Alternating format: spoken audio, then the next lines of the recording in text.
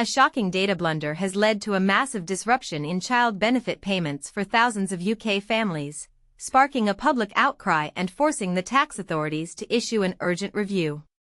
The impact of incomplete data, a child benefit crisis. Imagine being a parent, diligently paying your taxes and raising your family, only to have your child benefit payments suddenly suspended because of a bureaucratic error. This is the reality that 23,500 families have faced due to a flawed data system. The UK's HMRC, Her Majesty's Revenue and Customs, recently implemented a crackdown on overseas fraud, but their efforts backfired spectacularly.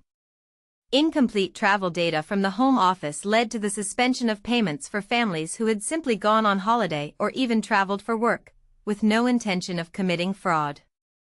The stories behind the numbers.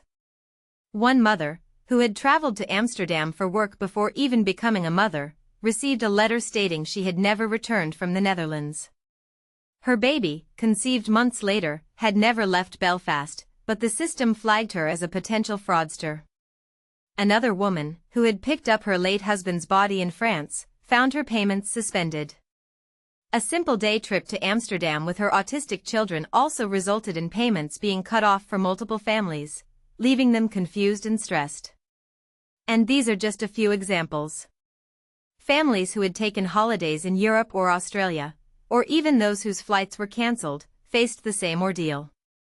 The system, it seems, was not designed to handle the complexities of real-life situations.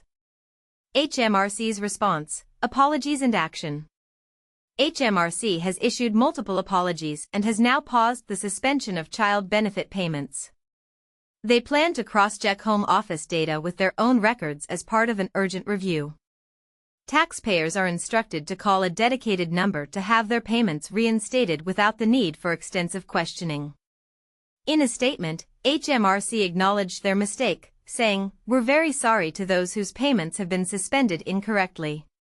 We will no longer suspend payments without first checking with the recipient." The broader issue: systemic flaws and discrimination. But here's where it gets controversial. The initial issue, as reported by The Guardian and The Detail, was focused on people travelling via Belfast and returning to Northern Ireland through Dublin Airport.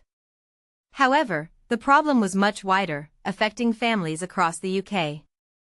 And this is the part most people miss: the potential for discrimination. One Polish-British woman, Agnieszka, felt discriminated against when her payments were stopped after a week's holiday in 2023.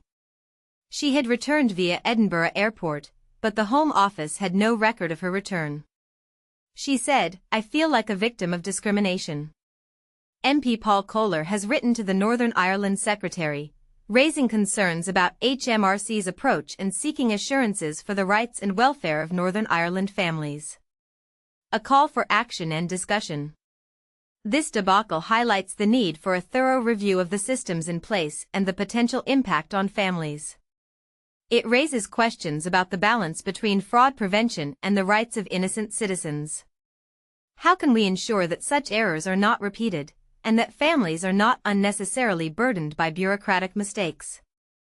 What are your thoughts on this matter? Do you think the current systems are adequate, or do we need a complete overhaul to prevent similar incidents in the future? Feel free to share your opinions and experiences in the comments below.